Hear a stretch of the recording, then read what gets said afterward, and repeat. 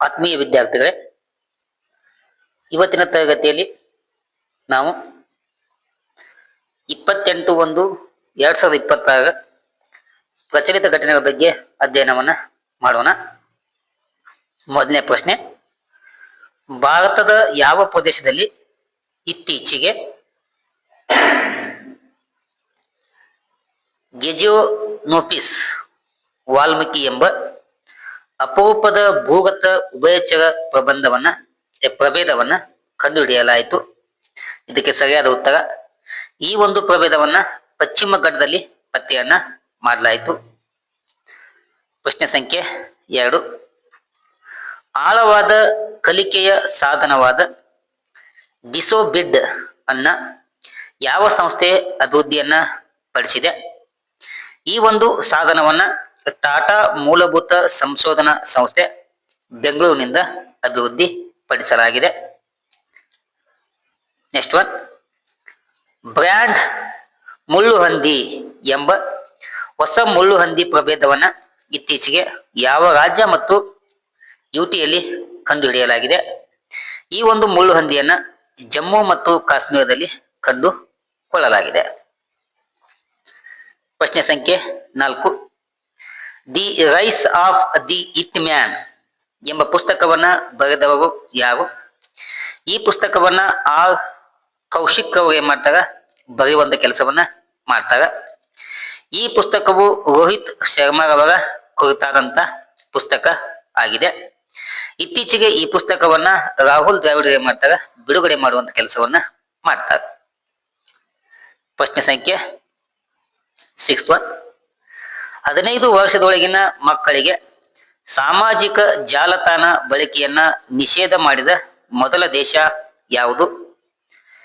ಮೊದಲ ದೇಶ ಅಂತಂದ್ರೆ ಅದು ಆಸ್ಟ್ರೇಲಿಯಾ ಏನ್ ಮಾಡ್ತದ, 15 ವರ್ಷದ ಒಳಗಿನ ಮಕ್ಕಳಿಗೆ ಸಾಮಾಜಿಕ ಜಾಲತಾಣದ ಬಳಕೆಯನ್ನ ನಿಷೇಧ ಮಾಡ್ತದ.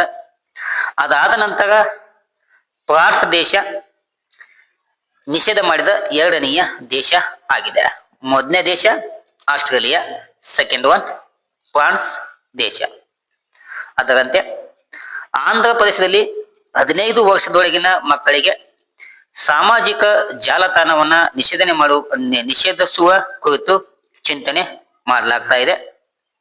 ಅದರಂತೆ ಗೋವಾದಲ್ಲಿ ಕೂಡ ಜಾಲತಾಣದ ನಿರ್ಬಂಧಕ್ಕೆ ಸರ್ಕಾರ ಸಿದ್ಧತೆಯನ್ನ ಮಾಡುವಂತ ಕೆಲಸವನ್ನ ಮಾಡ್ತಾ ಇದೆ. ಈಗ ನೀವೇನ್ ಮಾಡ್ಬೇಕು, ಫಸ್ಟ್ ಯಾರು ಆಸ್ಟ್ರೇಲಿಯಾ, ಸೆಕೆಂಡ್ ಒನ್ ಫ್ರಾನ್ಸ್ ದೇಶ ಏನ್ ಮಾಡಿದೆ, ನಿಷೇಧವನ್ನ ಮಾಡುವಂತ ಕೆಲಸವನ್ನ ಮಾಡಿದೆ. 7th ಒನ್, ಭಾರತವು ಯಾವ ಸಾಂಕ್ರಾಮಿಕ ಕಣ್ಣಿನ ಕಾಯಿಲೆಯಿಂದ ಮುಕ್ತವಾಗಿದೆ? ಭಾರತವು ಟ್ರಾಕೋಮಾ ಎಂಬ ಕಣ್ಣಿನ ಕಾಯಿಲೆಯಿಂದ ಮುಕ್ತವಾಗಿದೆ ಎಂಬುದನ್ನ ವಿಶ್ವ ಆರೋಗ್ಯ ಸಂಸ್ಥೆ ಅಧಿಕೃತವಾಗಿ ಘೋಷಣೆಯನ್ನ ಮಾಡಿದೆ. 8, ಸರ್ಕಾರಿ ಆಸ್ಪತ್ರೆಗಳಲ್ಲಿ ಮಹಿಳೆಯರಾಗಿ ಪ್ರತ್ಯೇಕ ಋತುಬಂಧ ಚಿಕಿತ್ಸಾಲಯಗಳನ್ನ ಸ್ಥಾಪನೆ ಮಾಡಿದ ಭಾರತದ ಮೊದಲ ರಾಜ್ಯ ಯಾವುದು? ಅದು ಮಹಾರಾಷ್ಟ್ರ. 9, ಕೇರಳ ರಾಜ್ಯ ಸರ್ಕಾರವು ಯಾವುದನ್ನ ತನ್ನ ರಾಜ್ಯ ಸೂಕ್ಷ್ಮ ಜೀವಿ ಎಂದು ಘೋಷಣೆಯನ್ನ ಮಾಡಿದೆ? ಕೇರಳ ರಾಜ್ಯವು ಬ್ಯಾಸಿಲಸ್ ಸಂಬಿಲಿಸ್ ಎಂಬ ಸೂಕ್ಷ್ಮ ಜೀವಿಯನ್ನ ರಾಜ್ಯ ಸೂಕ್ಷ್ಮ ಜೀವಿ ಎಂದು ಘೋಷಣೆಯನ್ನ ಮಾಡಿಕೊಂಡಿದೆ. 10, ವಿಂಗ್ಸ್ ಇಂಡಿಯಾ 2026 ಇದು ಏಷ್ಯಾದ ಅತಿ ದೊಡ್ಡ ನಾಗರಿಕ ವಿಮಾನಯಾನ ಪ್ರದರ್ಶನ ಆಗಿದೆ. ಇದು ಹೈದರಾಬಾದ್ನ ಬೆಂಗಂಪೇಟೆ ವಿಮಾನ ನಿಲ್ದಾಣದಲ್ಲಿ ಪ್ರಾರಂಭ ಆಯಿತು. ನೆಕ್ಸ್ಟ್ ಒನ್ 11, ಭಾರತದ ಮೊದಲ ಪ್ಲಾಟ್ ರೋಲ್ಡ್ ಪ್ರಾಡಕ್ಟ್ PRP ಅಂತ ಕರಿತೀವಿ ಅಲ್ಯೂಮಿನಿಯಂ ಘಟಕವನ್ನ ಎಲ್ಲಿ ಉದ್ಘಾಟನೆಯನ್ನ ಮಾಡಲಾಯಿತು? ಅದು ಒಡಿಶಾ ರಾಜ್ಯದಲ್ಲಿ. ಇತ್ತೀಚೆಗೆ ಮಹಾರಾಷ್ಟ್ರದ ಉಪಮುಖ್ಯಮಂತ್ರಿಯಾದ ಅಜಿತ್ ಪವಾರ್ ಅವರು ಬಾರಾಮತಿ ಬಳಿ ನಡೆದ ವಿಮಾನ ಅಪಘಾತದಲ್ಲಿ ನಿಧನವನ್ನ ಹೊಂದುತ್ತಾರೆ. ಪ್ರಶ್ನೆ ಸಂಖ್ಯೆ 13, ಅಂತಾರಾಷ್ಟ್ರೀಯ ದತ್ತಾಂಶ ಗೌಪ್ಯತಾ ದಿನವನ್ನ ಜನವರಿ 28ರಂದು ಆಚರಣೆಯನ್ನ ಮಾಡಲಾಗ್ತದೆ. 14 ಭಾರತದ ಸುಪ್ರೀಂ ಕೋರ್ಟ್ 70ನೆಯ ಸಂಸ್ಥಾಪನಾ ದಿನವನ್ನ ಆಚರಣೆ ಮಾಡಿಕೊಳ್ತದೆ. ಅದು ಯಾವಾಗ? ಜನವರಿ 28, 2026. ಯಾಕಂತಂದ್ರ ಸುಪ್ರೀಂ ಕೋರ್ಟ್ ಅನ್ನ 1950 ಜನವರಿ 28ರಂದು ಏನ್ ಮಾಡ್ತೇವೆ ನಾವು? ಸ್ಥಾಪನೆಯನ್ನ ಮಾಡ್ತೀವಿ. ಈ ಸುಪ್ರೀಂ ಕೋರ್ಟ್ ನ ಧ್ಯೇಯ ವಾಕ್ಯ ಅಂತಂದ್ರ ಯಥೋ ಧರ್ಮಸ್ಥೋ ಜಯ ಅಂತೇಳಿ. ಅಂದ್ರ ಎಲ್ಲಿ ಧರ್ಮವಿದೆಯೋ ಅಲ್ಲಿ ಜಯವಿದೆ ಎಂಬ ಧ್ಯೇಯ ವಾಕ್ಯವನ್ನ ಸುಪ್ರೀಂ ಕೋರ್ಟ್ ಒಳಗೊಂಡಿದೆ. ಇನ್ನು ಅದೇ ತರನಾಗಿ ಆ ಸುಪ್ರೀಂ ಕೋರ್ಟಿನ ನ್ಯಾಯ ದೇವತೆಯ ಹೊಸ ಪ್ರತಿಮೆಯನ್ನ ಅನಾವರಣ ಮಾಡಲಾಗಿದೆ. ಅದೇನಂತಂದ್ರ ಹೊಸ ಪ್ರತಿಮೆಯು ಕಣ್ಣಿಗೆ ಬಟ್ಟೆಯನ್ನ ಕಟ್ಟಲಾಗಿಲ್ಲ ಮತ್ತು ಕೈಯಲ್ಲಿ ಖಡ್ಗದ ಬದಲು ಸಂವಿಧಾನವನ್ನ ಹಿಡಿದುಕೊಂಡಿದೆ. ಇಂತಹ ಒಂದು ಸುಪ್ರೀಂ ಕೋರ್ಟಿಗೆ 53ನೆಯ ಮುಖ್ಯ ನ್ಯಾಯಮೂರ್ತಿಯಾಗಿ ನ್ಯಾಯಮೂರ್ತಿ ಸೂರ್ಯಕಾಂತ್ ಅವರು ಏನ್ ಮಾಡ್ತಾ ಇದ್ದಾರೆ? ಕಾರ್ಯವನ್ನ ನಿರ್ವಹಿಸುವಂತ ಕೆಲಸವನ್ನ ಮಾಡ್ತಾ ಇದ್ದಾರೆ. ಪ್ರಶ್ನೆ ಸಂಖ್ಯೆ 15 ಮಾಲಿನ್ಯ ಕಡಿಮೆ ಮಾಡುವ ನಿಟ್ಟಿನಲ್ಲಿ ಭಾರತದ ಯಾವ ಪ್ರಯತ್ನಗಳನ್ನ ಬೆಂಬಲಿಸುವ ಯುರೋಪಿಯನ್ ಯೂನಿಯನ್ 500 ಮಿಲಿಯನ್ ಯುರೋಗಳನ್ನ ಒದಗಿಸಲು ಮುಂದಾಗಿದೆ? ಎಷ್ಟು? 500 ಮಿಲಿಯನ್ ಯುರೋ. 16 ರಾಜ್ಯದ ಎಲ್ಲಾ ಗ್ರಾಮ ಪಂಚಾಯಿತಿಗಳಿಗೆ ಯಾರ ಹೆಸರನ್ನ ನಾಮಕರಣ ಮಾಡುವುದಾಗಿ ಮುಖ್ಯಮಂತ್ರಿ ಸಿದ್ದರಾಮಯ್ಯ ಘೋಷಣೆಯನ್ನ ಮಾಡಿದ್ದಾರೆ? ಅದು ಮಹಾತ್ಮ ಗಾಂಧಿರವರ ಹೆಸರನ್ನ ನಾಮಕರಣ ಮಾಡಲು. 17 ಬಿಸಿಸಿಐನ ಮಾಜಿ ಅಧ್ಯಕ್ಷ ಇಂದರ್ಜಿತ್ ಸಿಂಗ್ ಬಿಂದ್ರಾ ರವರು ನಿಧನವನ್ನ ಹೊಂದಿದ್ದಾರೆ. ಇವರು 1993 ಇಂದ 96 ತನಕ ಅಧ್ಯಕ್ಷರಾಗಿ ಸೇವೆಯನ್ನ ಸಲ್ಲಿಸಿದ್ದು 1996 ಒಳಗ ಏಕದಿನ ವಿಶ್ವಕಪ್ನ ಸಹ ಆತಿಥ್ಯ ಹಕ್ಕನ್ನ ದೊರಕಿಸಿಕೊಂಡಿದ್ರು. ಆಮೇಲೆ 1978ರಿಂದ 2014 ತನಕ ಪಂಜಾಬ್ ಕ್ರಿಕೆಟ್ ಅಸೋಸಿಯೇಷನ್ ಮುಖ್ಯಸ್ಥರಾಗಿ ಕಾರ್ಯವನ್ನ ನಿರ್ವಹಿಸಿದ್ರು. ಹಾಗೂ 2015ರಲ್ಲಿ ಮೊಹಾಲಿಯ PCA ಕ್ರೀಡಾಂಗಣಕ್ಕೆ IS ಬಿಂದ್ರಾ ಕ್ರೀಡಾಂಗಣ ಎಂದು ಮರುನಾಮಕರಣವನ್ನ ಮಾಡಲಾಗಿದೆ. ಪ್ರಶ್ನೆ ಸಂಖ್ಯೆ 18 ಇತ್ತೀಚೆಗೆ ಭಾರತ ಮತ್ತು EU ಮಧ್ಯೆ 18 ವರ್ಷಗಳ ನಂತರ ಮುಕ್ತ ವ್ಯಾಪಾರಕ್ಕೆ ಒಪ್ಪಂದಕ್ಕೆ ಸಹಿಯನ್ನ ಹಾಕಲಾಗಿದೆ. ಎಷ್ಟು ವರ್ಷಗಳ ನಂತರ? 18 ವರ್ಷಗಳ ನಂತರ. ನೋಡ್ರಿ, ಭಾರತ ಮತ್ತು ಯುರೋಪಿಯನ್ ಯೂನಿಯನ್ ನಡುವಿನ ಮುಕ್ತ ವ್ಯಾಪಾರ ಒಪ್ಪಂದವನ್ನ ಪ್ರಧಾನಿ ನರೇಂದ್ರ ಮೋದಿ ರವರು ಎಲ್ಲಾ ವ್ಯವಹಾರದ ತಾಯಿ ಅಂತೇಳಿ ಕರೆಯುವಂತ ಕೆಲಸವನ್ನ ಮಾಡಿದ್ದಾರೆ. ಅಂದ್ರ ಮದರ್ ಆಫ್ ಆಲ್ ಡೀಲ್ಸ್ ಅಂತೇಳಿ. ಈ EU ಏನಿದೆಯಲ್ಲ ಅದು ಯುರೋಪಿಯನ್ ಯೂನಿಯನ್ ಅಂತ ಕರಿತಾ ಇರೋದಕ್ಕ ಅದು 27 ದೇಶಗಳನ್ನ ಒಳಗೊಂಡಿರುವಂತ ಒಂದು ಒಕ್ಕೂಟ ಆಗಿದೆ. ಈ ಒಕ್ಕೂಟವು 2007ರಿಂದ ಮುಕ್ತ ವ್ಯಾಪಾರದ ಬಗ್ಗೆ ಚರ್ಚೆ ಆರಂಭವಾದವು. ಮಾರುಕಟ್ಟೆ ವ್ಯಾಪ್ತಿಯ ಬಗ್ಗೆ ಅನೇಕ ಭಿನ್ನಾಭಿಪ್ರಾಯ ತಲೆದೋರಿದ ಕಾರಣ 2013ರಲ್ಲಿ ಮತ್ತೆ ಮಾತುಕತೆ ಸ್ಥಗಿತಗೊಂಡಿತು. ಇದಾದ ನಂತರ 2022ರಲ್ಲಿ ಮತ್ತೆ ಮಾತುಕತೆ ಪುನರಾರಂಭಗೊಂಡು ಇದೀಗ 2026ನೇ ಇಸ್ವಿಯೊಳಗ ಅಂತ್ಯವನ್ನ ಕಂಡಿದೆ. ಈ ಎರಡು ದೇಶಗಳ ಮಧ್ಯೆ ಇಲ್ಲಿ ನೋಡ್ರಿ, ಎರಡು ಭಾಗಗಳ ನಡುವಿನ ಆಮದು ಮತ್ತು ರಫ್ತಿನ ವಹಿವಾಟಿನಲ್ಲಿ 96.6% ಉತ್ಪನ್ನಗಳು ಸುಂಕದಿಂದ ಮುಕ್ತವಾಗಲಿವೆ. ಅಷ್ಟೇ ಅಲ್ಲದೆ 2025ನೇ ಹಣಕಾಸು ವರ್ಷ ಭಾರತ ಮತ್ತು ಯುರೋಪಿಯನ್ ಒಕ್ಕೂಟದ ವಹಿವಾಟು $13,660 ಕೋಟಿ ಅನ್ನ ಆಗ್ತಾ ಇದೆ. ಇನ್ನು ಯುರೋಪಿಯನ್ ಒಕ್ಕೂಟಕ್ಕೆ ಭಾರತದ ರಫ್ತು $7,590 ಕೋಟಿ ನಷ್ಟಿದೆ. ಇನ್ನು ಆಮದುಗಳ ಮೌಲ್ಯ 6,070 ಕೋಟಿಯಷ್ಟು ಆಮದು ಇದೆ. ಅದೇ ರೀತಿ ಭಾರತದಿಂದ ಸಂಸ್ಕೃತ ಪೆಟ್ರೋಲಿಯಂ ಉತ್ಪನ್ನಗಳ ರಫ್ತು ಪ್ರಮಾಣವು $1,500 ಕೋಟಿ ನಷ್ಟು ಕಂಡು ಬರ್ತದೆ. ಅದೇ ತೆರನಾಗಿ ಎರಡನೇ ಸ್ಥಾನದಲ್ಲಿ ಭಾರತದ ಎಲೆಕ್ಟ್ರಾನಿಕ್ ಉಪಕರಣಗಳ ರಫ್ತು $1,130 ಕೋಟಿ ಅನ್ನ ವಹಿವಾಟವನ್ನ ಈ ಯುರೋಪಿಯನ್ ಯೂನಿಯನ್ ಜೊತೆ ಭಾರತವು ಒಳಗೊಂಡಿದೆ. ಅಷ್ಟೇ ಅಲ್ಲದೆ ಈ ಎರಡು ದೇಶಗಳ ಮಧ್ಯೆ 2032ರ ವೇಳೆಗೆ ಯುರೋಪ್ ಸರಕುಗಳ ರಫ್ತಿನ ದ್ವಿಗುಣವನ್ನ ಮಾಡುವುದು, ಪ್ರತಿ ವರ್ಷ 435 ಕೋಟಿ ರೂಪಾಯಿಗೆ ತೆರಿಗೆಯನ್ನ ಇಳಿಕೆ ಮಾಡುವಂತಹ ಒಪ್ಪಂದ ಇದಾಗಿದೆ.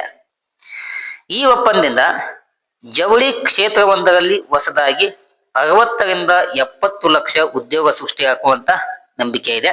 ಅಷ್ಟೇ ಅಲ್ಲದೆ ವಾರ್ಷಿಕವಾಗಿ ಎರಡು ದೇಶಗಳ ಮಧ್ಯೆ 12 ಲಕ್ಷ ಕೋಟಿ ರೂಪಾಯಿಯಷ್ಟು ವಾರ್ಷಿಕ ವಹಿವಾಟು ನಡೆಯುವಂತ ಸಂಭವ ಇದೆ.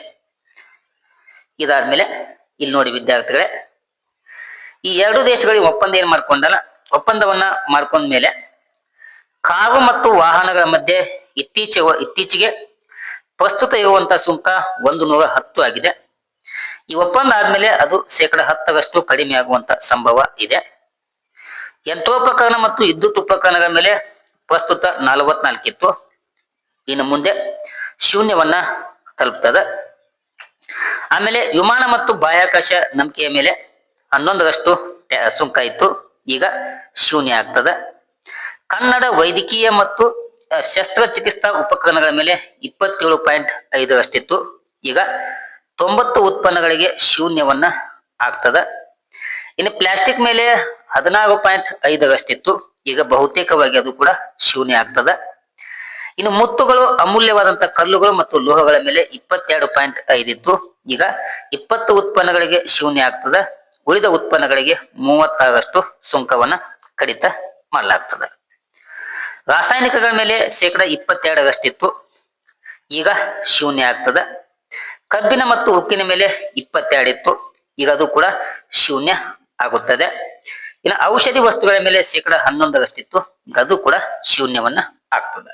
ಇಷ್ಟು ಭಾರತ ಮತ್ತು ಯುರೋಪಿಯನ್ ಒಕ್ಕೂಟಗಳ ನಡುವೆ ಒಪ್ಪಂದ ಆಗಿದ್ದರಿಂದ ಇಷ್ಟೆಲ್ಲಾ ಲಾಭಾಂಶಗಳನ್ನ ಭಾರತ ಪಡೆದುಕೊಳ್ತದೆ.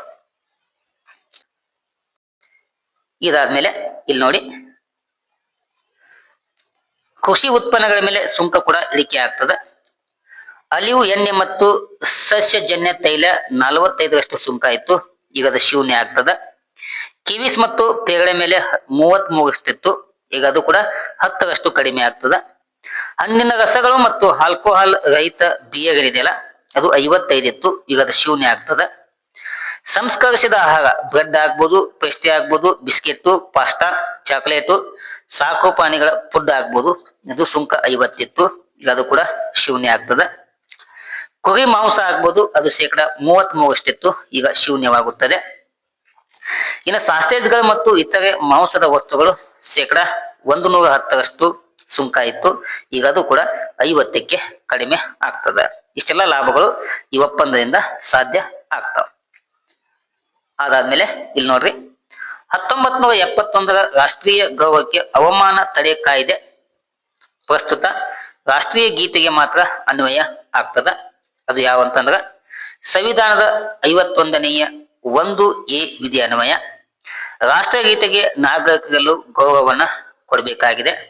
ಆದರೆ ಒಂದೇ ಮಾತರಂ ಹಾಡುವಾಗ ಜನರು ಎದ್ದು ನಿಲ್ಲಬೇಕು ಅಥವಾ ಅದರಲ್ಲಿ ಎಲ್ಲರೂ ಕಡ್ಡಾಯವಾಗಿ ಭಾಗವಹಿಸಬೇಕೆಂಬ ಯಾವುದೇ ನಿಬಂಧನೆಗಳು ಇಲ್ಲ.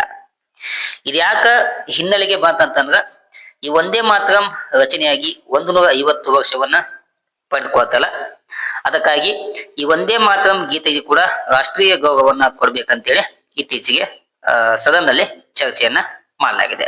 ಅದಕ್ಕೆ ಈ ಅಂಶವನ್ನು ನಿಮಗೆ ತಿಳಿಸುವಂತ ಕೆಲಸವನ್ನ ಮಾಡ್ತಾ ಇದ್ದೇನೆ.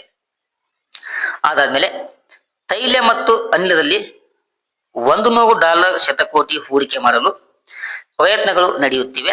ಹೀಗಾಗಿ ಸಂಸ್ಕರಣಾ ಸಾಮರ್ಥ್ಯದ ವಿಷಯದಲ್ಲಿ ಭಾರತವು ವಿಶ್ವದಲ್ಲಿಯೇ 2ನೇ ಸ್ಥಾನವನ್ನ ಪಡೆದುಕೊಂಡಿದೆ. ಅದು ಶೀಘ್ರದಲ್ಲಿಯೇ 1ನೇ ಸ್ಥಾನ ಆಗುತ್ತದೆ ಎಂಬ ವಿಶ್ವಾಸವನ್ನ ಭಾರತ ವ್ಯಕ್ತಪಡಿಸಿದೆ. ಇದು ಕೂಡ ಅತಿ ಪ್ರಮುಖವಾದಂತ ಮಾಹಿತಿ ಆಗಿದೆ. ಇದಾದ್ಮೇಲೆ ಸ್ಮಾರ್ಟ್ ಫೋನು ಮತ್ತು ಕಂಪ್ಯೂಟರ್ಗಳಲ್ಲಿ ಬಳಸುವ ಅತ್ಯಾಧುನಿಕ 3 ನ್ಯಾನೋಮೀಟರ್ ಚಿಪ್ಗಳನ್ನ ದೇಶೀಯವಾಗಿ ಭಾರತ ತಯಾರಿಸುವಂತ ಗುರಿಯನ್ನ ಒಳಗೊಂಡಿದೆ. ಅದು 2032 ವೇಳೆಗೆ. ಅದೇ ರೀತಿ 22 ಸ್ಕಾಟ್ಲೆಂಡ್, ಇಂಗ್ಲೆಂಡ್ ಸೇರಿ ಬ್ರಿಟನ್ನಲ್ಲೆಡೆ ಮಂಗಳವಾರ ಗಾಳಿ ಮಳೆ ಪ್ರವಾಹಕ್ಕೆ ಕಾರಣವಾದಂತ ಸುಂಟರ ಗಾಳಿಗೆ ಅಲ್ಲಿನ ಹವಾಮಾನ ಇಲಾಖೆ ಹಿಂದೂ ದೇವತೆ ಚಂದ್ರನ ಹೆಸರನ್ನ ಇಡುವಂತ ಕೆಲಸವನ್ನ ಆದೇಶ ಮಾಡಿದೆ. ನೆಕ್ಸ್ಟ್ 23ನೇ ಪ್ರಶ್ನೆ, ನಿರ್ಮಲಾ ಸೀತಾರಾಮನ್ ಅವರು ಮಂಡಿಸುವಂತ 2026 ಮತ್ತು 27ರ ಬಜೆಟಿನ ತಂಡವನ್ನ ನಾವು ಈ ಕೆಳಗಿನಂತೆ ನೋಡಬಹುದು. ಆ ತಂಡದಲ್ಲಿ ಮೊದಲಿಗೆ ಕೆ ಮೊಸಲೆ ಜೈಲೆ ಇವರು ಸಾರ್ವಜನಿಕ ಉದ್ಯಮಿ ಕಾರ್ಯದರ್ಶಿಯಾಗಿದ್ದಾರೆ. Second one, V Ananth Nageswaran ಮುಖ್ಯ ಆರ್ಥಿಕ ಸಲಹೆಗಾರ. ಥರ್ಡ್ ಒನ್, ಅರುಣೇಶ ಚಾವ್ಲಾ ಅಂತೇಳಿ ಹೂಡಿಕೆ ಮತ್ತು ಸಾರ್ವಜನಿಕ ಆಸ್ತಿ ನಿರ್ವಹಣೆ ಕಾರ್ಯದರ್ಶಿ. 4, ಅನುರಾಧ ಠಾಕೂರ್ ಅಂತೇಳಿ ಇವರು ಆರ್ಥಿಕ ವ್ಯವಹಾರದ ಕಾರ್ಯದರ್ಶಿ. 5, ಪಂಕಜ್ ಚೌಧರಿ ಅಂತೇಳಿ ಇವರು ಹಣಕಾಸು ಖಾತೆಯ ಸಹಾಯಕ ಸಚಿವರಾಗಿ ಕಾರ್ಯವನ್ನ ಮಾಡಿದ್ದಾರೆ. ಅದೇ ರೀತಿ ಈ ವರ್ಷದ ಬಜೆಟ್ ತಂಡದಲ್ಲಿ ಉಲ್ಲುನ್ ಮಾಂಗ್ ಉಲ್ಮಾನ್ ಅಂತೇಳಿ ಇವರು ವೆಚ್ಚದ ಕಾರ್ಯದರ್ಶಿಯಾಗಿ ಕಾರ್ಯವನ್ನ ನಿರ್ವಹಿಸಿದ್ದಾರೆ. 7th ಒನ್, ಅರವಿಂದ್ ಶ್ರೀವಾಸ್ತವ್ ಇವರು ಕಂದಾಯ ಕಾರ್ಯದರ್ಶಿ. 8, ಎಂ ನಾಗರಾಜು ಅಂತೇಳಿ ಇವರು ಹಣಕಾಸು ಸೇವೆಗಳ ಕಾರ್ಯದರ್ಶಿಯಾಗಿ ಕಾರ್ಯವನ್ನ ನಿರ್ವಹಿಸಿದ್ದಾರೆ. ಹೀಗಾಗಿ 8 ಮಂದಿ ಒಳಗೊಂಡಂತ ಬಜೆಟ್ ತಂಡ ಈ ವರ್ಷದ ಬಜೆಟ್ ತಂಡ ಆಗಿದೆ. ಇಷ್ಟು ವಿದ್ಯಾರ್ಥಿಗಳೇ ಇವತ್ತಿನ ತರಗತಿಯಲ್ಲಿ ನಿಮಗೆ ಪ್ರಚಲಿತ ಘಟನೆಗಳನ್ನ ತಿಳಿಸುವಂತ ಕೆಲಸವನ್ನ ಮಾಡಿದ್ದೇನೆ. ಮುಂದಿನ ತರಗತಿಯಲ್ಲಿ ಇನ್ನೂ ಹೆಚ್ಚಿನ ಮಾಹಿತಿಯನ್ನು ಕೊಡುವಂತ ಕೆಲಸವನ್ನ ಮಾಡ್ತೇನೆ. Thank you. ನಮಸ್ಕಾರ.